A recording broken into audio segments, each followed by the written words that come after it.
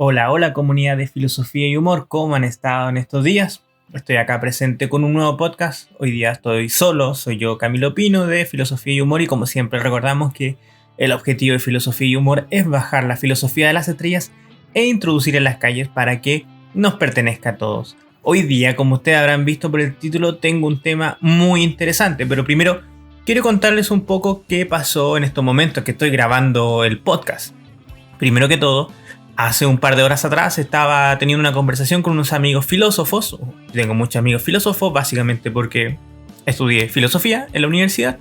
Y estábamos hablando un poco esto de Nueva Acrópolis, que es un tema que para la mayor parte de los filósofos que conozco es un tema superado en el sentido de que estamos todos de acuerdo que esto no es filosofía en el modo en que nosotros pensamos que es filosofía. Entonces, estábamos simplemente hablando de manera light y me saltaron un par de dudas. Empecé a averiguar más sobre este tema y dije, voy a hacer un podcast. Eso lo dije hace un par de horas atrás. Le comenté a la Cal y le dije, oye, ¿merece esto hacer un podcast?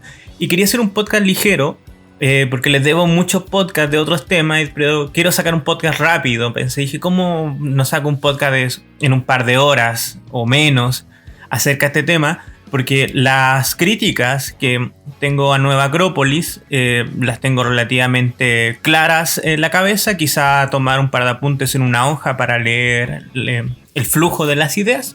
Pero hasta ahí ni un problema. Pero quise averiguar un poco más de todo el asunto que hay atrás de Nueva Acrópolis.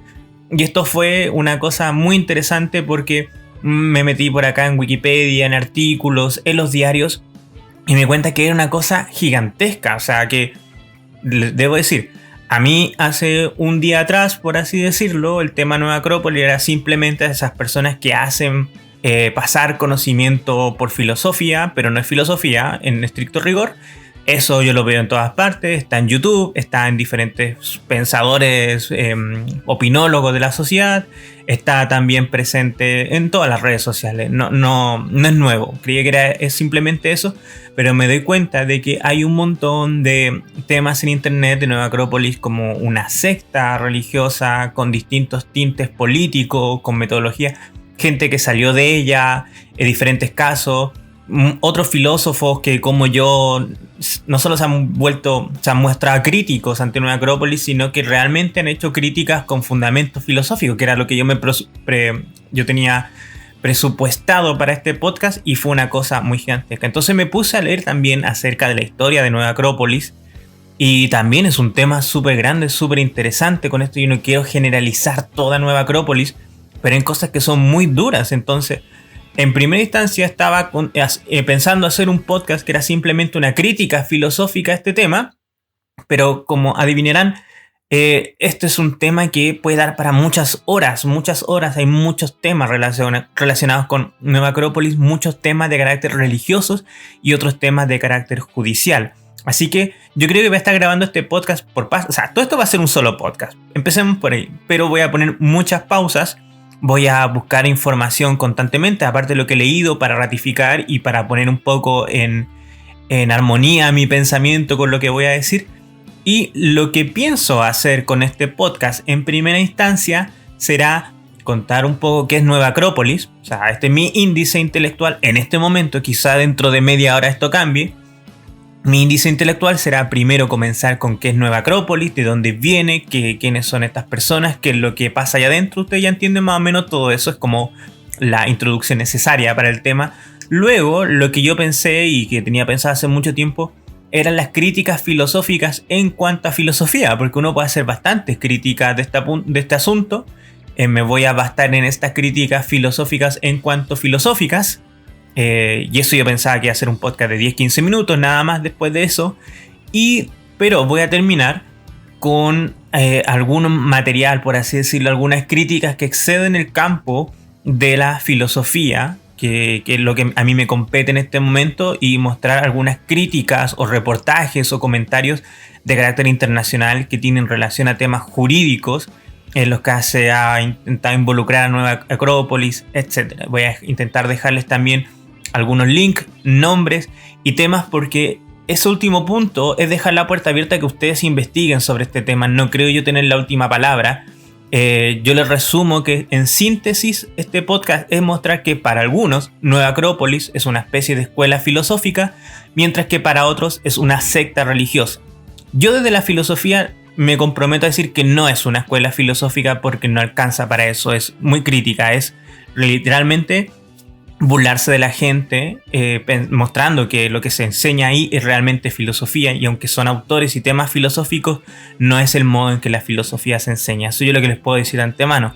Por otra parte, aquellos que dicen que es una secta religiosa con problemas judiciales, legales a nivel mundial, eso va a quedar a criterio de ustedes y deben informarse. Pero vamos a discutir eso también en la última parte del podcast. Como les dije, levanté una piedra y encontré un tema gigantesco que me supera en este momento específico donde voy a grabar el podcast, pero quiero que lo tratemos porque es un tema que yo me encuentro con mucha regularidad cuando le digo a la gente que soy filósofo, me hablan un tema de filosofía y después me preguntan qué es Nueva Acrópolis, otra gente que pertenece a Nueva Acrópolis, etc.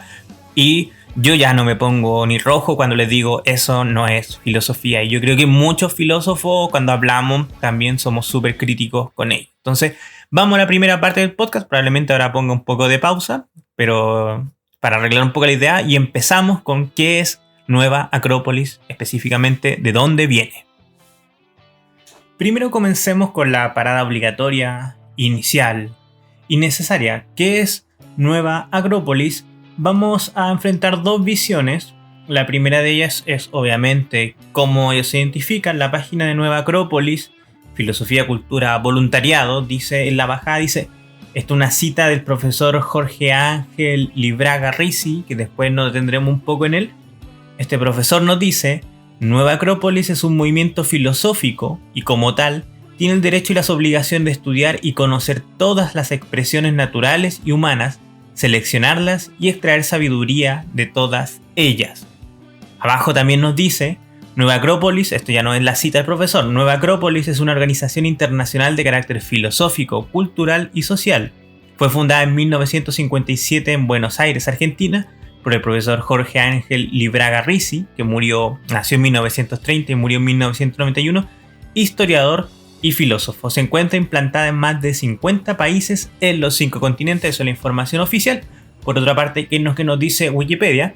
Yo me acuerdo que hace un par de años se decía como que se bajaba el tono cuando alguien decía que sacó un texto de Wikipedia, pero en la actualidad, no sé si saben, pero la fidelidad de Wikipedia en general es comparable a la enciclopedia británica, porque es tan accesible y hay tanta gente con conocimiento que puede editar, trabajar y regular el contenido, que se ha instaurado en la actualidad como una fuente fidedigna y confiable de información.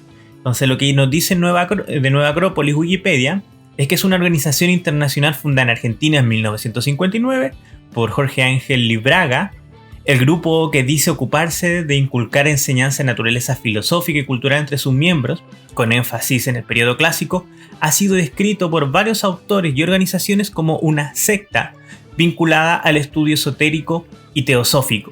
Tiene filiales en varios países y es presidida por Delia Steinberg Guzmán, me parece que en la actualidad. Aquí hay varios puntos interesantes. Primero, la expresión secta. Uno hace referencia a que las sectas son siempre sectas cristianas, sectas religiosas, pero al final es un grupo menor de un grupo religioso que tiene unos compromisos de carácter más ideológicos, por así decirlo. ¿Qué diferencia una secta de una religión pequeña? Es que el grupo sectario tiene ciertas prácticas específicas como separar a sus miembros, coerción, lavado de cerebro, como usted les diga, y muchas veces las sectas están involucradas con problemas judiciales que afectan los derechos humanos, problemas sociales, etcétera, etcétera. Entonces, una secta, podríamos decir que es una religión pequeña, una fragmentación de una religión que muchas veces tiene conflicto con ciertos derechos inalienables de las personas. Pero voy a seguir un poco lo que me pasó cuando estaba viendo un poco este tema, y lo primero que uno tiene que hacer es ver de dónde viene esto. Me puse a buscar información acerca del fundador de la secta, de Nueva Acrópolis, Jorge Ángel Libraga Risi, y en la primera parte decía que él pertenecía a un movimiento llamado el movimiento teosófico, y eso ya es todo un tema. Les cuento un poco entonces de qué es esta sociedad teosófica, que no es primera vez que escucho de ella. De hecho, he leído mucho de ella a lo largo de mi juventud, y hace varios años que ya no leo de estos temas, pero antes me interesaba mucho. La sociedad teosófica es una organización de una fraternidad internacional fundada por allá por 1875 y relacionada con la teosofía. La teosofía es un presupuesto filosófico, intelectual, religioso, por así decirlo, que quiere decir teo significa Dios y sofía se llama sabiduría, y a diferencia de las religiones tradicionales dice que la forma de llegar a Dios es a través del conocimiento. Es decir, hay un conocimiento, o sea, solo aquellos que conocen de Dios, que conocen la doctrina secreta, religiosa, lo que sea de la teosofía, pueden llegar a la divinidad, a ser Dios o a reencarnar o a vivir un estado superior. Ese es el principio. Las personas mucho más religiosas que están escuchando este programa ya sentirán un gran problema que provoca una especie de elitismo religioso, es decir, solo los inteligentes o los que manejen este conocimiento podrán acceder a Dios. Es un gnosticismo clásico, y eso para la gente, como les dije, más religiosa que está escuchando, sabe que lo propio de la religión es que no funciona con ese elitismo si a Dios se llega a través de la fe y no a través de un conocimiento específico. Dicen las religiones mucho más grandes. Pero volviendo un poco a la teosofía, este es un tema gigantesco, perdónenme, voy a intentar explicarlo en 5 minutos. La teosofía, que es una sociedad para la búsqueda de la sabiduría divina, sabiduría oculta y espiritual, fundada por Elena Blavatsky, que usted, si la busca en internet, van a ver que tiene muchos textos de carácter espiritual, esotérico, psicológico, parapsicológico, etcétera, etcétera. Y en cualquier sección de esoterismo, / autoayuda, / magia, lo que sea, van a encontrar fácilmente sus textos. Es la fundadora, como le dije, de este movimiento teosófico. Lo importante acá, más que adentrarnos en su doctrina y lo que piensan, que verdad puede dar otro podcast interesante, el contexto sociológico donde se da esta supuesta religión. Voy a explicarlo, y eso por lo menos a mí lo que me interesa y donde viene, y que podamos entender qué está pasando ahora con el mundo.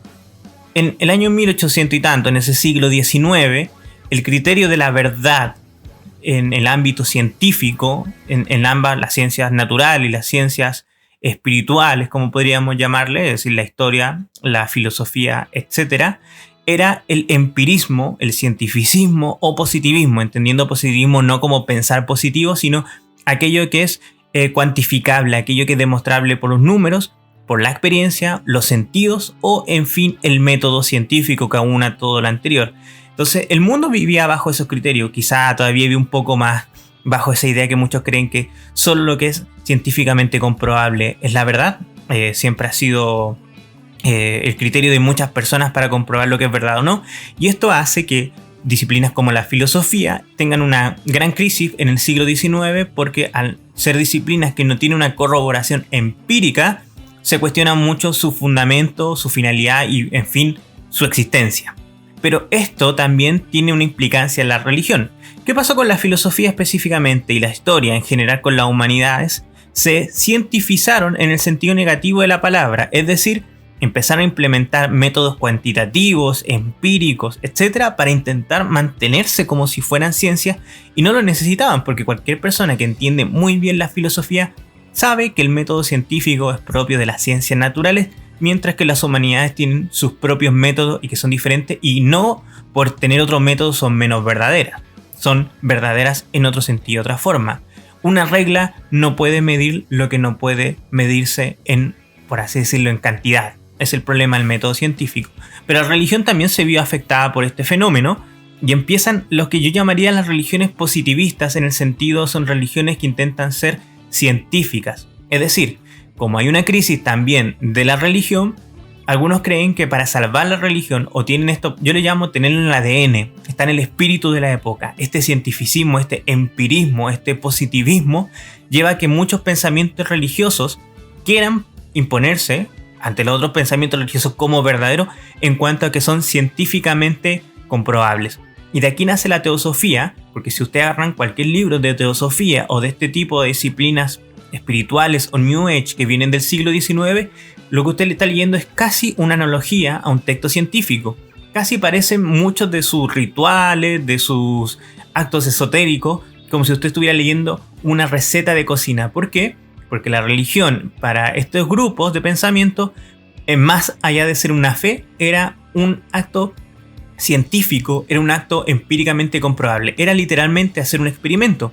Y por eso en el siglo XIX aparece, y el siglo XX especial, aparece con mucha fuerza la idea del espiritismo, y por eso muchos intelectuales de muy buena fe participaban en grupos espiritistas como para llamar espíritus a través de ouijas, mesas, etc.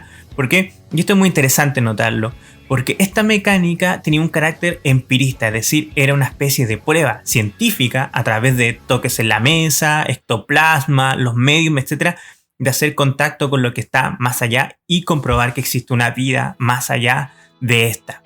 Es decir, si usted es una persona religiosa, sabe que la creencia en una vida después de la muerte se fundamenta en la idea de que es una fe más que una idea, es decir, es una verdad revelada por la fe y usted tiene que creerla en el caso de ser religioso.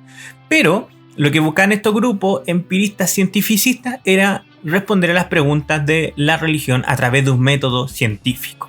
Eso ya es una perspectiva muy reduccionista a la religión, y los religiosos de acá que me están escuchando sabrán que ese no es el método por el cual se practica la religión. Ese es primero el antecedente histórico de este grupo. Hay muchas personas que están influenciadas por ella y que de aquí saldrán muchos otros temas de estos grupos esotéricos. Yo creo que todos conocen a Crowley. Hay mucha gente que los sigue más o menos de lejos, como James Joyce, Howard Phillips Lovecraft, que crea textos a partir de todos estos temas. Pero también hay que recordar que hay gente, por ejemplo, Dion Fortune también, como no olvidarla. Pero también estas ideas, mezclas de ciencia o pseudociencia con religión o pseudo-religión, van a determinar mucho el carácter esotérico que va a tener el régimen de Adolf Hitler ya en el siglo XX. Es decir, si uno estudia mucho el pensamiento de Hitler, de la SS y todo lo que pasa en la parte interior del mundo nazi, van a ver las grandes influencias teosóficas o de este tipo de nuevas religiones que aparecen hace unos cuantos años atrás en su pensamiento del mundo. Una especie de recambio de religiones que tenía un eje en el método supuestamente científico con el que comprobaban estas verdades. Y ahí ustedes pueden ver, en el caso de Hitler, la Orden de Thule. Eso queda a discreción de ustedes, busquen información sobre esos temas, pero más o menos es una de las influencias gigantescas. ¿Qué más ha influenciado la teosofía? La teosofía obviamente avanza, va cambiando, mutando, cambiando de ropajes, pero sigue siendo las mismas ideas. Si estuviera la Kali en este momento, me diría son ideas gnósticas que también preceden muchos años. Va apareciendo ya en los 60, aparece con todo lo que nosotros llamamos la New Age, que todavía tiene mucha imperancia en el mundo actual, y en la actualidad también ese pensamiento que también tiene su raíz en Blavatsky supuestamente, que va mutando en muchas formas, tiene resonancia en lo que vendría a ser el autoayuda contemporánea. De cierto modo está descafeinado, profundamente descafeinado en lo que es la lectura de Coelho, por ejemplo, la lectura del Secreto y la lectura de muchas pseudo posiciones religiosas que abundan en el mundo contemporáneo. Entonces eso más o menos la influencia en el ADN de lo que sería el fundador de Nueva Acrópolis. Ustedes se preguntarán quién es el fundador de Nueva Acrópolis. Como les contaba, Jorge Ángel Libraga Risi, fundador de Nueva Acrópolis, que era un argentino, fue miembro de la Sociedad Teosófica entre el año 1947 y 1957 y fue fundador en ese último año de lo que nosotros entendemos como la Organización Internacional Nueva Acrópolis. Él dice que se salió, mientras que en otras partes, incluso de Wikipedia, se dice que lo echaron porque él tenía ideas muy relacionadas al pangermanismo, que podría ser el régimen esotérico nazi. También lo que nos dice la internet, hay muchos temas de alegato. La biografía de él dice que ganó unos premios en poesía muy interesantes, también que estudió en la Universidad de Buenos Aires, historia, arqueología, arte, un montón de temas. Si ustedes, me parece, van a la universidad, no van a encontrar ninguno de estos temas, no hay registro de que le haya ganado ninguno de estos temas. Y si se fijan ya de antemano, les puedo decir que tiene una estructura muy parecida a muchas otras sectas, donde hay un líder que tiene una suerte de imaginería detrás de él, una historia como mítica, que es un mito, es una leyenda al final de cuentas, de lo que es y que se aleja un poco de la realidad. El tema, como les dije, él se desprende de la sociedad teosófica, lo que dicen muchas fuentes de internet por su pensamiento un poco más fascista respecto a estos temas, y ahí más o menos se conecta con la idea que de cierto modo, no podría generalizar, pero de cierto modo estas enseñanzas de la teosofía tienen mucha resonancia con el régimen de Adolf Hitler, y en este momento este profesor argentino supuestamente forma Nueva Acrópolis. Ese es el nacimiento allá por 1957 y en la actualidad se ha expandido por todo el mundo. ¿Qué es en la práctica Nueva Acrópolis? Desde fuera son algunos lugares de encuentro que existen en todas las, por lo menos las ciudades más importantes del mundo. Acá en Santiago de Chile hay una que está acá en Vicuña Maquena, la que paso con regularidad fuera de ella y la miro con mucha crítica, en especial cuando voy caminando con alguien. Sé que hay una en Concepción y probablemente hay en muchos otros lugares de Chile y así en otros 50 países, y me parece que en la actualidad la casa matriz está en Bélgica. Son lugares donde en primera instancia empiezan a hacer cursos de temas de filosofía, tienen unos cursos tradicionales. Estaba revisando los cursos, tiene una variedad de cursos, estoy acá viendo uno que dice Escuela de Filosofía a la manera clásica comparada a Oriente y Occidente. Tiene otro que se llama Filosofía para Vivir, etc. Hay mucho enganche. Ya en primera instancia, como filósofo, debo decir, me complica un poco eso, que es la manera clásica, la manera socrática, platónica, aristotélica de hacerlo. No sé si va mucho a la corriente de cómo lo hacen ellos. Y también esto de filosofía comparada a Occidente y Oriente es un tema que de inmediato replantea muchos problemas filosóficos, porque en Oriente hay mucho pensamiento, hay mucha sabiduría, incluso desde antes que en Occidente, pero ese pensamiento está profundamente mezclado con lo que podríamos llamar religión y también temas sociales y políticos. Cuando uno lea Confucio y esos temas, va a ver que también hay una doctrina social que está detrás de eso, que no tiene nada de malo en primera instancia como pensamiento, pero hay que saber que lo que entiende Occidente por filosofía es un pensamiento independiente de la religión y otras doctrinas sociales. Pero obviamente está presente el tema de lo oriental, porque ustedes habrán visto los Beatles, todo eso, que en la New Age de los 60 hay un enfoque muy interesante al orientalismo, por lo, podríamos decirlo, extraño que es, por lo exótico de su pensamiento, y obviamente todavía tiene una influencia muy importante. No estoy diciendo que estos temas no hay que estudiarlos definitivamente, pero tenemos que tener claro que son un enganche porque parece exótico y lo exótico llama por lo misterioso. Entonces yo creo que por ahí va un poco el enganche de esa mezcla. Lo otro interesante es que haciendo esta investigación dije, voy a ver si otras personas han levantado algunas críticas sobre esto. Y hace muchos años, o sea, no muchos años atrás por lo menos, acá en Chile, una estudiante de filosofía de la Universidad de Concepción, Isabel Gallego, y otro grupo de personas también sintió lo mismo que siento yo. Y ella dice que los conocimientos impartidos por Nueva Acrópolis no tienen un peso importante para personas que estén instruidas en la materia. ¿Qué quiere decir eso? Y con lo que yo estoy totalmente de acuerdo, es que cualquier persona que sepa un poco de filosofía, quizá un poco más allá de lo que se enseña en el colegio, y ahí tenemos mucha responsabilidad los filósofos que históricamente nunca hemos querido expresar muy bien qué es la filosofía ni compartirla con los demás, por eso estamos acá en Filosofía y Humor. Los que sabemos algo de filosofía relativamente seria, que no importa, que lo hemos estudiado por unos cuantos años, que tenemos conocimientos filosóficos, sabemos que lo que se enseña ahí no es filosofía. Es decir, como comentaba anteriormente, es escasamente filosofía.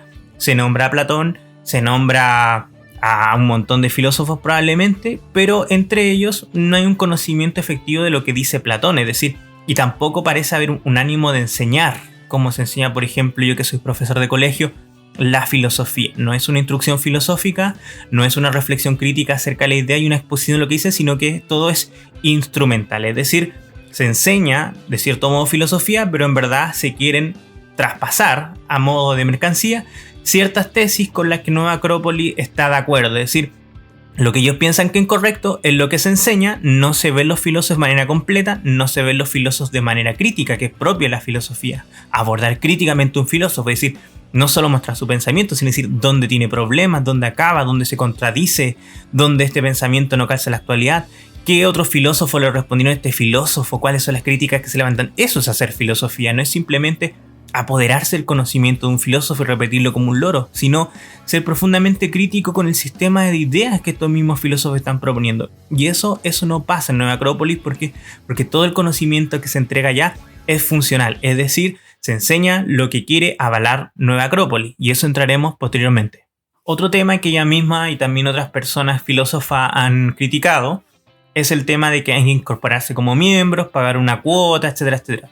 Eso yo debo decir que no me acompleja, porque ahí ya hay muchas instituciones que uno tiene que pagar una cuota, en club de socio, están, no sé, grupos como la masonería y otros que son mucho más transparentes en este ámbito, que muestran que son grupos que tienen un carácter pseudo religioso, hay una cuota de incorporación, es un club, es una fraternidad, están en problemas y pueden poner sus cuotas y eso está amparado por la ley. Entonces en ese ámbito bien es criticable Nueva Acrópolis, pero yo digo, no hay ningún problema, funciona, y el tema es si hay gente que va a pagarlo, no hay problema. O sea, si la gente está dispuesta a pagar por esto, pero con transparencia, yo no encuentro ningún problema. El problema que la gente critica, y ahí yo me sumo, es que le están haciendo pagar a la gente por un conocimiento filosófico, por una experiencia filosófica donde no está.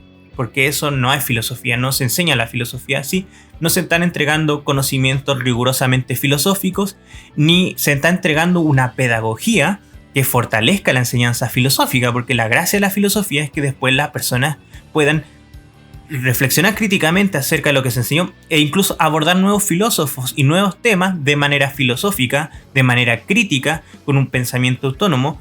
Pero en el caso de Nueva Acrópolis, me parece, por todo lo que he leído, lo que he visto, he escuchado, que no se está enseñando así. Respecto justamente a este mismo ámbito, hay un informe llamado Informe de Cottrell, que es su nombre coloquial, un documento emitido por el Parlamento Europeo el 22 de mayo de 1984, para que ustedes busquen la información que sea necesaria.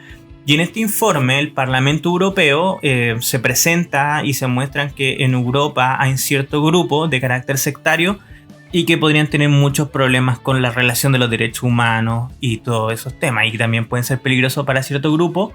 Entre ellos destacan, por ejemplo, la cienciología, no sé si ustedes lo han escuchado, si no, investiguen sobre ello, pero ya está la Nueva Acrópolis como grupo esotérico, y ya es uno de los primeros indicios donde se contacta y los primeros estudios de gente, por así decirlo, este es un informe, pero se levanta con mucho abogado, auditoría, personas de lado y lado criticando, informándose al respecto. Ya hay una primera crítica.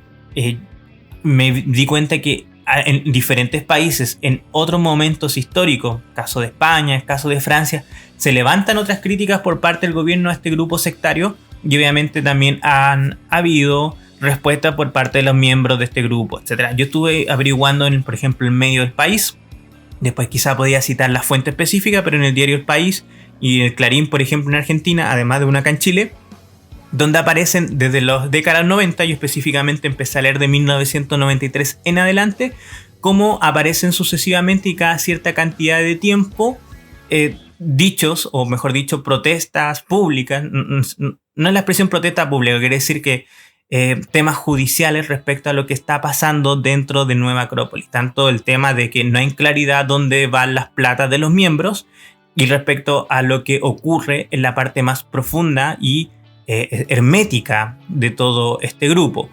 La más interesante, y yo creo que la más accesible, me parece que es un reportaje que se llama El hombre que escapó de Nueva Acrópolis, que es un mexicano, y es muy interesante porque Nueva Acrópolis en México ha tenido demasiados problemas. Ustedes pongan simplemente en Google, para que lo hagan ustedes mismos, Nueva Acrópolis México, o El hombre que escapó de Nueva Acrópolis, etcétera, y un reportaje de una persona que escapa. Yo creo que ese reportaje es fundamental y muy interesante. Más allá de la certeza que podamos tener, en muchos foros que estuve revisando, tanto de diario y de temas muy parecidos, grupos donde se hablan de secta, otros grupos religiosos, otros grupos que intentan emancipar a la sociedad de la religión, en mucho aparece el tema Nueva Acrópolis, y hay muchos temas de gente que ha salido de esto y que ha sido muy crítica, mientras hay otras personas que lo avalan y están de acuerdo con lo que se ha enseñado ahí y que han tenido muy buena experiencia. Pero es muy interesante porque de decir que estadísticamente de cada 2 testimonios nombrando de que están totalmente de acuerdo con las críticas que se hacen, uno aparece también ahí a salvarlo. Y ahí yo quiero hacer un énfasis, y esto es un aporte personal, una perspectiva personal, una cosa muy personal, Quizá las críticas a Nueva Acrópolis no pueden ser aplicables para todas las sedes del mundo, porque también leía en la página web de Nueva Acrópolis que hay cierta independencia administrativa por cada una de las sedes en distintos lugares, siempre y cuando adhieran a ciertos principios y a ciertas mecánicas que al final la organizan de manera internacional. Entonces, creo yo, prestándole un poco de ayuda a Nueva Acrópolis, que ciertos problemas, ciertos grupos sectarios aparecen en ciertas ciudades, en ciertos contextos, quizás no son aplicables a un contexto internacional o a muchos países. En mi respuesta, yo me contraargumentaría a mí mismo, es decir, eso no me parece del todo claro, porque lo que han manifestado de estos grupos esotéricos que hay más adentro, lo de las fuerzas vivas, lo del sentido de los rituales de paso, etcétera, que son características que tienen los grupos religiosos, los grupos sectarios, los grupos esotéricos y místicos, parecen ser eventos que se repiten una y otra vez en distintos testimonios a lo largo de distintas personas en distintos lugares del globo. Siguiendo más o menos con la crítica y citando un poco lo que dice Isabel Gallegos allí hace años, con lo cual yo creo que estoy de acuerdo y muchos filósofos estamos de acuerdo con esta idea, ella considera vulgar el tipo de filosofía que se quiere impulsar en Nueva Acrópolis. La palabra vulgar es muy fuerte, pero estoy de acuerdo. O sea, es vulgar la forma en que se enseña. Realmente la forma en que se muestra la filosofía, por lo que yo he escuchado a la gente que ha participado en los cursos, por lo que he visto yo y por lo que he leído y también el material que se accede, es un conocimiento filosófico, escasamente filosófico. Nombra a Platón un par de ideas, pero créanme, lo voy a decir así, hay más filosofía en videos de YouTube acerca de filosofía, los cuales también son profundamente criticables, pero hay muchos que son muy buenos. Es mejor, es más fácil, es más fidedigno, te cambia más como persona en sentido positivo, te vuelve más filosófico leer una entrada en Wikipedia, ver un video en YouTube, ver algunos posts en redes sociales como los de Filosofía y Humor, escuchar nuestros podcasts sin ánimo de lucro y muy humildes, intentando explicar cosas muy a la rápida muchas veces. Es un contenido filosófico de mayor calidad que cualquier curso de filosofía dentro de Nueva Acrópolis. Yo he visto el programa y he visto cómo funciona y levanto la misma crítica que han levantado otros filósofos. Todo lo que se enseña son temáticas que tienen relación a las ideas que ya Nueva Acrópolis establece. No voy a profundizar en esa idea, véanlo ustedes mismos, infórmense por ustedes mismos, pero hay un proyecto teológico, un proyecto religioso que, como les contaba, tiene sus fuentes en la teosofía dentro del proyecto Nueva Acrópolis. Son ideas religiosas, son ideas que no se analizan críticamente, y la forma en que van apareciendo los filósofos para estos personajes van siendo mientras aparezcan de modo utilitario, es decir, que los puedan usar este conocimiento para avalar lo que ellos previamente creen. Después vienen otras críticas de los grupos y la entrevista que ustedes pueden buscar, que es un pensamiento que no se puede cuestionar, que hay una lectura de las obras filosóficas bastante torcida muchas veces, y por lo que yo he visto y he podido apreciar personalmente, muchas veces ponen en relación ideas que al final de cuentas son imposibles de relacionarse. Juntar cierta idea de un filósofo A con un filósofo B, que cualquier filósofo medianamente capacitado en filosofía, que conoce la filosofía, sabe que son ideas contradictorias y que se responden a sí mismos. O sea, básicamente entrega una visión de que existe un conocimiento esotérico detrás de la filosofía que va reencarnándose de manera casi religiosa en distintos filósofos a lo largo del mundo, y eso es lo que ellos quieren rescatar. Y yo, desde una perspectiva filosófica e incluso religiosa, puedo asegurarles que no es así. Que no hay una relación muchas veces entre estos filósofos, y que muchas veces la idea de los filósofos se contienen en sí misma, es decir, son mundos incuantificables con otros filósofos. Son contradictorios muchas veces. Por otra parte, Lionel Zúñiga, sociólogo de la Universidad de Concepción, opina que no es una forma inadecuada de hacer filosofía la que se practica en Nueva Acrópolis, pero hace énfasis en que es de carácter informal. Yo entiendo el matiz, estoy totalmente de acuerdo acá con esta opinión, que es una forma inadecuada de hacer filosofía, pero no hay problema. ¿Por qué? Porque yo también puedo pararme en estos momentos, puedo apagar el micrófono, el podcast, y ir y dar una charla de historia o dar una charla de química, una cosa así, y puedo darla, y si alguien va a pagar por eso, bacán. Lo importante es que yo no sé de química. Yo puedo leer unas cosas por ahí, recordar lo que aprendí en el colegio, etc. y yo puedo dar una charla de química. En eso no hay ningún problema. Ahora, el problema es que alguien me pague a mí por dar una charla de química. ¿Se entiende un poco el problema que quiero plantear? O sea, literalmente yo puedo hablar de cualquier cosa en una charla y hacer un curso de cualquier cosa. La dificultad y el problema es, ¿alguien debería pagar por mí, Camilo Pino, enseñando química, que me considero una persona que no tengo conocimientos químicos? Ese es el tema, yo creo que a Lionel le parece claro. No hay problema que alguien pague por esto. El problema es que se está pasando gato por liebre. No solo en el sentido de que no hay un conocimiento filosófico de las personas detrás de categoría que sea realmente filosófico y que es lo que la gente se merece, sino que a la vez, incluso con esa deficiencia, lo que se quieren entregar son conocimientos religiosos de carácter sectario. Y por lo mismo, la anterior también leían algunos pequeños reportajes o gente que opinaba al respecto, gente que perteneció a Nueva Acrópolis en distintos lugares del globo. Ellos tienen muy claro muchas de estas cosas, entonces piden tener mucha claridad respecto de la edad de las personas que participan, las insinuaciones para ver si pueden pertenecer a las esferas más privadas, a los órdenes más secretos de este grupo, etc. Tienen que tener cierta edad, ciertas condiciones, etc. Hay que recordar que, y esto lo dice también una persona en la que estuve leyendo el testimonio y totalmente de acuerdo, detrás de esto no hay gente tonta, por así decirlo. Yo antes, hace años atrás, yo creía que muchas veces era muy difícil caer en una secta, en especial para las personas inteligentes, pero yo que soy chileno recuerdo algunos casos muy interesantes de sectas y esto lo conversamos con mis alumnos del colegio. Un saludo al Liceo Bicentenario Italia.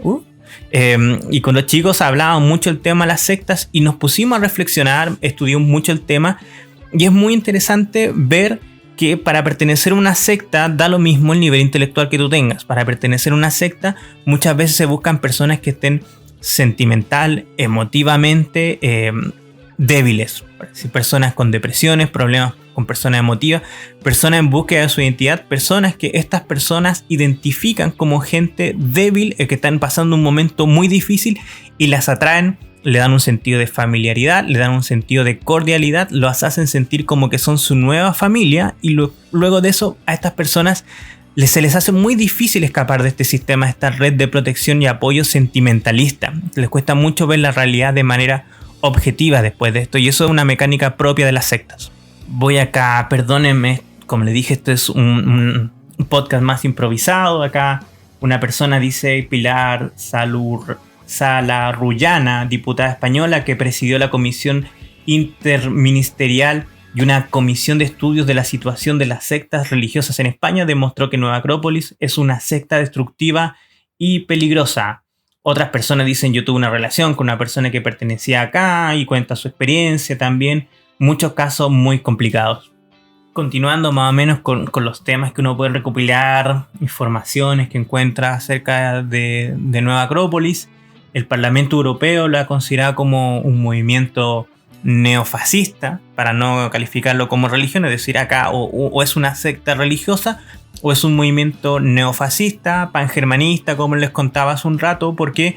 Porque dentro de los grupos internos, esta parte más esotérica, eso que no se muestra al grupo, cuando uno asiste a estas sesiones, a estos cursos que son relativamente para todos, accesibles para todas las personas, lo que se cuenta que ocurre posteriormente es que ciertas personas que ellos mismos califican e identifican son invitadas a otro tipo de reuniones más personales, más pequeñas y donde empieza toda la parte más esotérica y ahí se pueden ver analogías con grupos como la masonería, el rosacrucismo, los caballeros martinistas, etcétera, etcétera, etcétera. Como les digo, a mí de religión no me importa, si usted pertenece a eso bien, si no pertenece me da absolutamente lo mismo.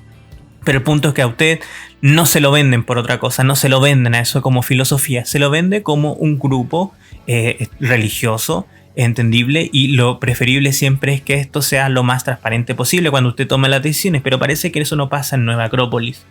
Y mucha gente que ha pertenecido a este grupo cuenta que hay una serie de simbolismos que tienen carácter neofascista.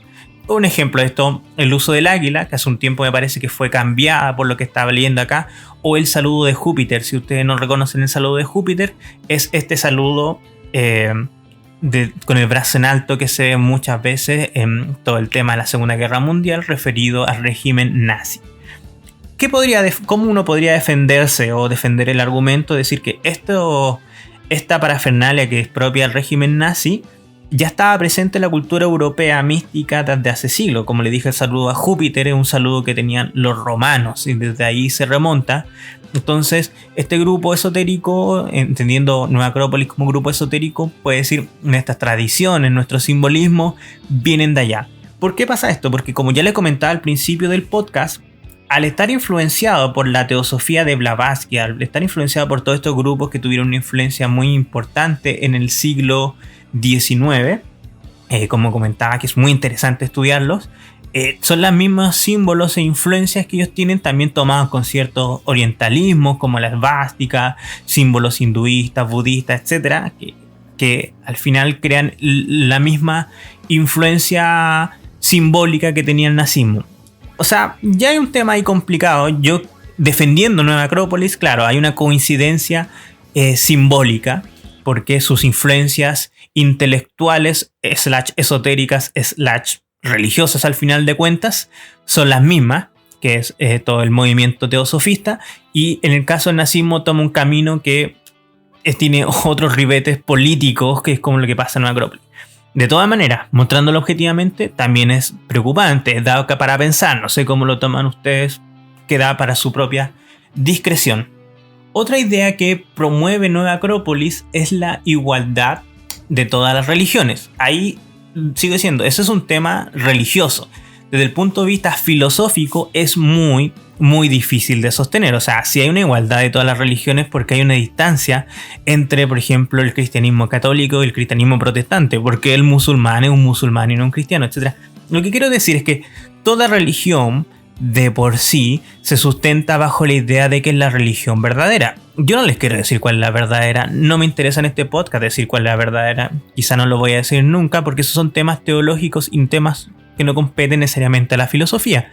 Yo solo puedo opinar críticamente desde la filosofía a todas esas teorías que pone o verdades de fe que nos pone, que nos muestra la religión.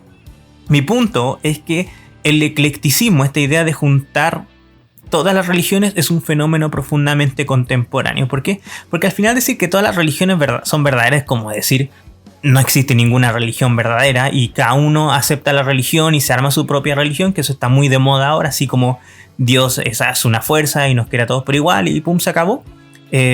¿Por qué? Porque nosotros vivimos, como diría Bauman, una sociedad líquida, como dice Lipovetsky, en un mundo de la ligereza, y adherir a una cierta serie de dogmas religiosos ya no sirve en este mundo en el sentido crítico. Le digo, es una lástima, hay menos influencia religiosa en el sentido de que la gente está menos comprometida con la religión, porque también está menos comprometida con proyectos de vida, y es por eso que empiezan a aflorar en el mundo contemporáneo lo que yo llamo las religiones light, esas religiones que basta con creer en el Dios de esa religión y listo, te salvas y que reencarnas y que el karma, etc. Y no hay que ir un día a iglesia, no hay que hacer ayunos, no hay que rezar mirando a la Meca, no hay que hacer básicamente nada, porque al final Dios te salva y se acabó. Y en la misma metodología en el intelecto humano de por qué no leemos libros de filosofía y es mejor ver videos en YouTube, y en la misma metodología de al final queremos un mundo relativamente más fácil que un mundo relativamente más difícil. Entonces la facilidad se pone por sobre la verdad. Se entiende un poco el tema, y eso es una característica de las religiones, los movimientos religiosos que afloran en el mundo contemporáneo. Es decir, no le estoy dando tantas vueltas a este tema, no voy a introducirme, pero la idea que tiene Nueva Acrópolis, decir que todas las religiones son verdaderas, es básicamente uno de los síntomas del mundo contemporáneo que filosóficamente no resiste análisis. Pero siguiendo estas ideas religiosas, que son religiosas, que las venden como filosofía, que se la entregan a las personas diciendo esos conocimientos filosóficos, esto es lo que decía Platón, que yo no soy un experto en Platón, pero cualquiera que estudia a Platón sabrá que esto no es lo que decía Platón. Estas ideas más o menos ellos las mezclan con lo que decía Blavatsky, porque Blavatsky también tiene una lectura de la filosofía muy superficial, muy prejuiciosa, por así decirlo. Blavatsky y todos estos pseudo pensadores religiosos del siglo XIX, que son el puntapié del esoterismo occidental moderno, hacen una lectura filosófica muy... Ellos no leen filosóficamente, ellos buscan cosas, ven en Platón, ven en Aristóteles, ven en Plotinio, Proclo, etc. ¿Qué de ellos, qué es lo que están diciendo les sirve para avalar lo que ellos de antemano creen, que también es un proceso propio de muchas religiones, el tomar instrumentalmente la filosofía, ver qué les sirve y despreciar totalmente lo otro y no analizarlos críticamente. Y en razón a esto, Nueva Acrópolis habla un montón de temas como ciclos cósmicos, la nueva era, la era de Acuario, que para los que ya conocemos cómo funciona el movimiento New Age, estarán totalmente acostumbrados a ese tipo de vocabulario. Lo peor, como les dije, es que esto lo venden como si fuera filosofía. Miren, les digo, a mí no me importa si esto lo dicen como si fuera una religión. A mí no me importa si usted adhiera a esto como si fuera una religión, porque ese es otro tema. Pero yo estoy hablando desde la filosofía. Pero eso no es filosofía. ¿Se entiende acá el punto que quiero sostener? Si usted acepta eso como un dogma filosófico, un dogma de fe que viene desde su interioridad y lo que le dice su juicio interno, está bien. Y tiene que aceptar de ese modo también cómo funciona el cristianismo, el islam, el judaísmo y otro tipo de religiones que vienen desde el fuero interno, es decir, desde la verdad revelada o la religión. Tómelo como usted quiera. Pero si usted está intentando avalar esto a través de la razón, de la crítica filosófica, de la lógica, de la mecánica de la filosofía, no lo es. No se puede avalar todo eso. Por eso la religión está en ese ámbito, en un punto diferente que se necesita la fe. Si usted cree lo que dice Blavatsky, si usted cree lo que dice Nueva Acrópolis, de la nueva era, de la era de Acuario, del ciclo no sé cuánto, de que pertenecemos al ciclo no sé cuánto, de la era no sé cuánto, no sé qué, está bien, pero créalo como religión y sepa que lo que está recibiendo ahí es un pensamiento religioso, pero por ningún motivo es un pensamiento filosófico. Y esto mismo lleva a la Nueva Acrópolis a constantemente mezclar pensamientos que son profundamente inmezclable. Por ejemplo, las teorías platónicas de las que hablábamos, de un mundo material, un mundo ideal, etcétera, el mundo de la idea, con ideas, por ejemplo, la del superhombre nietzscheano, el Übermensch. Yo sé que las mezclan y aparece como todo un constructo donde en la visión de Nueva Acrópolis, Platón es un antecedente de, por ejemplo, Nietzsche. El problema es que si uno lee a Nietzsche, va a darse cuenta que el gran enemigo para Nietzsche es Platón. O sea, desde Platón para Nietzsche la filosofía viene en un derrotero. O sea, Platón es el gran problema de la filosofía en adelante. O sea, es filosóficamente imposible lanzar una línea de una continuidad de pensamiento entre las ideas platónicas y las nietzscheanas. ¿Se entiende? Usted es nietzscheano, es platónico en ese ámbito, pero Nietzsche está en contra de Platón. Bueno, lo que nos dice muchas veces Nueva Acrópolis es que esto del superhombre, hay una lectura platónica, etcétera, que como les dije, desde la filosofía es muy, muy difícil, sino imposible sostener. Y justamente en ese último ámbito, parte de los conocimientos entregados por Nueva Acrópolis hacen énfasis en esta nueva raza espiritual o el superhombre, el Übermensch nietzscheano, que justamente también es una idea que va a tomar el nazismo. Sigo diciendo, hay lecturas de Nueva Acrópolis como grupo neofascista. Hay que tomarlas, yo diría, críticamente. Yo voy a alejarme un poco de esa lectura personal porque yo intento ser lo más crítico posible, es decir, es inocente hasta que se demuestre lo contrario, pero sí uno puede trazar en este caso líneas intelectuales como lo he mostrado ahora. Testimonios dicen, por ejemplo, que se habla mucho de todo el superhombre y del infrahombre y se entran mucho en esto que ellos llaman las fuerzas vivas. Ustedes se imaginan, esto ya es parte de la historia esotérica que está detrás de Nueva Acrópolis. Se habla del camino hacia el ser superior del hombre, se empiezan a participar en ceremonias esotéricas en donde hay máscaras, juramentos de lealtad, que se le asignan pruebas a las personas, mediante las cuales se manipula la personalidad de los discípulos para iniciarlos, etcétera, etcétera.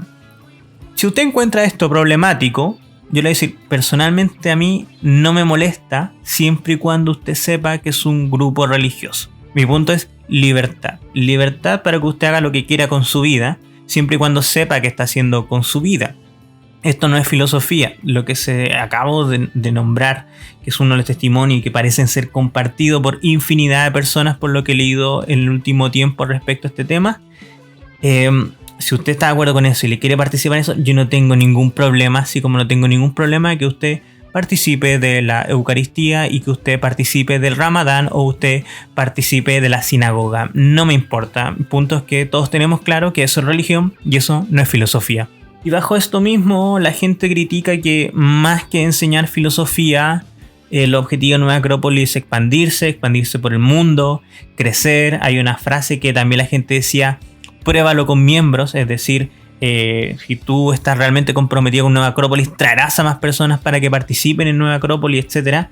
Muchos dicen que los grupos de voluntariado que tienen son mucho más de fachada. Leí muchos testimonios que ustedes también pueden buscar por internet de gente que invierte una gran cantidad de dinero, que no sabe dónde va ese dinero, que pagan cuotas, que el voluntariado de Navidad, etcétera, los pagan de ellos con su dinero, y todos esos temas que ya nosotros conocemos clásicamente en grupos religiosos sectarios, que también grupos cristianos, grupos en todo sentido, cristiano evangélico, cristiano católico, que también se especializan en minar económicamente a sus miembros. Quiero volver a hacer énfasis porque así como hay testimonios que dicen lo que acabo de explicar, de exponer, también uno encuentra testimonios de gente que dice que no es así, que nadie le dijo nada por salirse, que en cuotas, que en mucho voluntarismo, etc. Yo ahí sostengo la opinión, esto es simplemente una opinión, de que en muchos lugares quizá Nueva Acrópolis funciona realmente como debió ser, quizá como una escuela filosófica, de cierto modo. Yo creo que en el mejor de los lugares no funciona como escuela filosófica, sino como un grupo que intenta ser buenas personas, que quieren crear un cambio espiritual, personal, y en ese sentido son mucho más parecidos a la masonería, a la gente que hace catequesis, etcétera, los scouts. Ni un problema con eso. Sigo diciendo que la mayor parte de los argumentos que he leído al respecto tienen un carácter más religioso que filosófico. Hablan de la transformación del alma, del individuo y un montón de temas de ese carácter que, como notarán, están más cercanos a la religión que a la filosofía, quizá a un neoplatonismo, quizá que ya es una filosofía que toca mucho la religión. Pero como les dije, hay experiencias positivas de Nueva Acrópolis, gente que rescata lo que aprendió y vivió durante muchos años, gente que comenta que no participó de los círculos más profundos y que le cambió la vida de manera positiva. Son testimonios que no pueden quedar de lado, obviamente, en toda esta discusión. Para mí, obviamente, también son menores en los que he leído. Y como dije, también pueden pertenecer a experiencias personales. Es decir, yo no creo que en todos lugares Nueva Acrópolis funcione de la misma manera. Por ejemplo, leía también a otras personas que decían: el que hace estas acusaciones contra Nueva Acrópolis es una persona que en su proceso espiritual nunca pudo acabar con su ego y su orgullo, etcétera, etcétera, etcétera. Esa proposición, esa defensa de Nueva Acrópolis, si se fijan, es de corte más religioso que de corte filosófico. Como les contaba, buscando información de ellos en medios fidedignos, diarios españoles, argentinos, chilenos, peruanos también, que escuché, leí algunos testimonios. Son noticias que se remontan a 1992 en el caso de Madrid. Yo, claro, no voy a leer todo eso, y hay muchas cosas que son superficiales, que gente que pertenecía ahí. Hay un caso de un museo específicamente allá en Madrid donde habían piezas arqueológicas que no tenían la datación oficial, es decir, que se encontraban en estado de ilegalidad perteneciéndole a personas particulares. Eso también fue un tema. También cartas de defensa por parte de gente de Nueva Acrópolis ante las disquisiciones que ya empezaron en esos tiempos, por lo menos en España, a difundirse, las críticas a la mecánica propia de Nueva Acrópolis. También el caso de que en París hubo un atentado en una de sus sedes, dice el diario El Clarín, el 15 de agosto, si mal no me equivoco, de 1996, donde salió herido, se hallaron material y salió herido el guardia del recinto. Ellos dicen que Nueva Acrópolis está fundada por el argentino Jorge Libraga hace 30 años, ya de la publicación. Nueva Acrópolis es considerada por varios organismos europeos como una organización internacional ultraderechista de ritos esotéricos ocultos bajo supuestos fines culturales, ecológicos y educativos. Eso dice el diario El Clarín.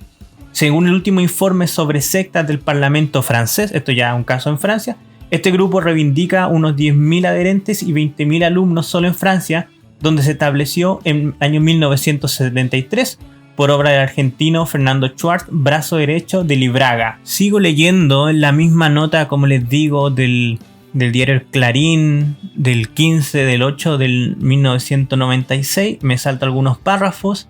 Libraga, cito el texto, quien según testimonio solía jactarse de su contribución al golpe de estado de 1973 del ex dictador chileno Augusto Pinochet y al de ese mismo año en Uruguay, logró construir lentamente una estructura que hoy está presente en 40 países, recuerden, ahora está como en 50, La mayoría de los adeptos se concentraría en Sicilia y Francia, dice el diario. El mismo diario también dice: los intentos de Clarín por rastrear los datos oficiales sobre esta organización en la Argentina a través del secretario de culto resultaron infructuosos. Según el Centro de Documentación y Acción contra las Manipulaciones Mentales de Francia, en cambio, el grupo es una secta de neto corte autoritario con pretensiones políticas y adiestramiento religioso y paramilitar. También tenemos en 23 del 11 del año 2010, en La Voz de Cádiz, José Landí escribe, ya que en esos tiempos en Cádiz, como les contaba acá, allá en España, había muchos problemas, dos familias se mostraban críticas respecto de que Nueva Acrópolis pudiera participar de una feria, siendo que miembros de esta familia habían participado en ellas y habían tenido varios problemas complicados. Lo importante es que la carta parte diciendo lo que parte un poco este podcast, diciendo: acá hay gente diciendo que este lugar es tan terrible, y otras personas diciendo que es un lugar sin ningún problema, inmaculado, una asociación de beneficencia casi. ¿Se entiende? Yo quiero poner énfasis en ese punto. Probablemente mi podcast parece demasiado crítico esta vez, pero justamente mostrar, así como hay gente que está en contra, hay otra gente que la defiende acérrimamente. Pero el problema es que las acusaciones acá son acusaciones serias, no son cosas simplemente de opinión. Parecen ser temas profundamente complicados y intrincados. Entonces, en caso de ser ciertos, con lo cual yo adhiero un poco a la teoría de que me parecen, después de todo lo que he leído, cierta veracidad a los testimonios, y ya desde un punto, como le dije, filosóficamente no me calza nada lo que pasa detrás de todo esto. Esto no es filosofía. Yo me tiendo a inclinar por las versiones más pesimistas de la crítica a Nueva Acrópolis. Y como les comentaba, yo creo que ya para finalizar este podcast, está en el medio Vice, como se dice, mexicano. En el 2014, el 19 de febrero del 2014, publicó El hombre que escapó de Nueva Acrópolis. Después yo de investigar este tema de Nueva Acrópolis, decidí hacer las primeras, como les dije, históricamente. Yo desde hace muchos años he tenido una tensión interna con Nueva Acrópolis, porque es evidente, incluso viendo los carteles, perdónenme por decirlo, que pegan en las calles, evidente que eso no es filosofía. Y no hace falta hacer un doctorado en filosofía para notarlo. Lamentablemente no toda la gente puede diferenciar eso, y es por eso que nosotros los filósofos tenemos que participar más de la plaza pública, en ese sentido ser más partícipes para mostrar qué es realmente la filosofía. Pero no hace falta ser un experto en filosofía ya en esos tiempos para notar que eso que se enseñaba ahí no era filosofía. Eso yo lo pensaba hace 9 años aproximadamente atrás. Pero como les decía, el relato más interesante después de esta tarde que estaba leyendo un montón de temas, averiguando un montón de cosas, y esto ya lo había leído hace mucho tiempo atrás, cuando me empezó este interés por ver qué es lo que pasa detrás de Nueva Acrópolis, era el reportaje El hombre que escapó de Nueva Acrópolis. Si ustedes lo escriben así mismo en Google, lo van a encontrar, El hombre que escapó de Nueva Acrópolis, que es, me parece que en la actualidad de todo lo que he leído, el reportaje más detenido, con más información, con más transparencia lo que se ha dado. Quizás la fuente Vice no es, digamos, a la altura de un diario específico, pero sería muy difícil catalogar que lo que tenemos acá es un mal material. ¿Por qué? Porque tampoco es una cuña, no son 2-3 párrafos, es literalmente una entrevista, un testimonio de una persona que, si usted lo lee, son media hora, y que realmente hay buenas preguntas, hay mucho dato, hay mucho nombre, hay mucha fecha, hay mucho dato que en primera instancia una lectura superficial te puede decir: esto es muy difícil que sea algo prefabricado para inculparlo. Es decir, sigo diciendo y lo sostengo porque uno como filósofo tiene que ser muy crítico. Quizá no sea verdad, quizá esto es una manipulación para manchar la cara de Nueva Acrópolis. Pero yo les digo, léalo por ustedes mismos y decidan. Yo lo veo, sigo manteniendo cierta distancia siempre porque es propio de mi formación filosófica, pero a la vez me parece también muy sensato, muy realista. Relatos como los de él, que es del 2014, los puedo remontar a comentarios en diversos foros, blogs, tanto de grupos religiosos como grupos ateos que buscan más o menos liberar a la sociedad del la subyugación de la religión, como ellos dicen, ya en crítica ahí de lo que se está enseñando en Nueva Acrópolis, es un pensamiento religioso. Y tanto en otros grupos hay muchos comentarios, grupos esotéricos también de intercambio de libros esotéricos, blog que está lleno de internet. Hay muchos comentarios, mucha información que es muy parecida a lo que dice este relato. Eso se lo dejo, les recuerdo, el hombre que escapó de Nueva Acrópolis. Les recuerdo también que haga lo que usted quiera con su vida, pero que no le pasen gato por liebre. Ese es como la síntesis de este podcast para ir finalizando. Para algunos, Nueva Acrópolis es una escuela de enseñanza filosófica. Yo, desde la filosofía, me digo que no lo es. La mayor parte de los filósofos estamos en desacuerdo que esa es enseñanza filosófica. Nos damos cuenta que pasan gato por liebre, que lo que intenta muchas veces en ese lugar es transmitir un conocimiento religioso, ideas religiosas, a través de un lenguaje filosófico o las figuras filosóficas. Yo enseño a Platón en el colegio, como casi todos los profesores de filosofía enseñan a Platón en el colegio, pero no creo que haya un profesor de filosofía ya convenciendo a los alumnos que lo que piensa Platón es una religión que se tiene que seguir y que los dogmas que dice Platón, las ideas que tiene Platón son dogmas religiosos que son acordes con la verdad divina. ¿Se entiende mi punto? De hecho, cuando nosotros enseñamos a Platón y a cualquier filósofo, lo más importante es dar la libertad para poder criticarlos. Enseñar filosofía es a la vez criticar el pensamiento filosófico y apoyar la libertad de pensamiento y el pensamiento crítico y la reflexión personal, que como sabemos en los grupos sectarios no está presente y se intenta minar, se intenta no cuestionar lo que se dice, en especial las figuras que tienen autoridad por sobre otros. Entonces, como les dije, para algunas personas, Nueva Acrópolis es un grupo filosófico. Yo creo que no. Para otras personas, Nueva Acrópolis es una secta religiosa con distintos matices. Usted verá hasta dónde mete el pie en este tarro de dichos. Neofascista, pangermánico, religioso, humanitario, lo que usted quiera, pero es un grupo religioso. En ese sentido, yo creo que el que puede responder esa pregunta es usted, y solo usted, informándose a través de algunas ideas que di ahora en el podcast, que usted lo busque en estos momentos en Google, googlee la información, métase a las páginas de contenido más serio. Yo le recomiendo igual Wikipedia, porque Wikipedia tiene enlaces en la parte inferior, donde usted puede ver los documentos del Parlamento Europeo, de España, de Francia, donde realmente lo que se dice son acusaciones judiciales, no es simplemente una opinología de comentarios de un blog, sino que son serias, son quejas serias que tienen su fundamento dentro de todo. Y ver un montón de información, porque al final, como mucha gente dice, vivimos en tiempo donde los medios mienten y hay sobreabundancia de información. Yo estoy totalmente de acuerdo, los medios no son objetivos, tampoco nunca han sido objetivos, no por eso los odio.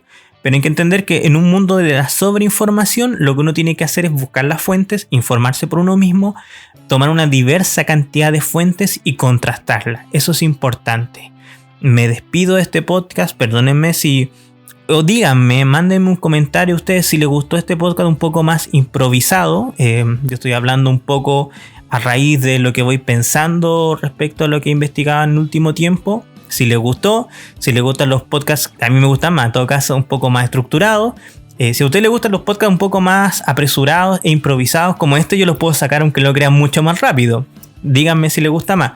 O continuamos con lo que yo también me hace muy feliz, los podcasts un poquito más estructurados que muchas veces nos toman más tiempo. Entonces, muchas gracias. Recuerden que lo que busca Filosofía y Humor es bajar la filosofía de las estrellas e introducir en las calles y que nos pertenezca a todos.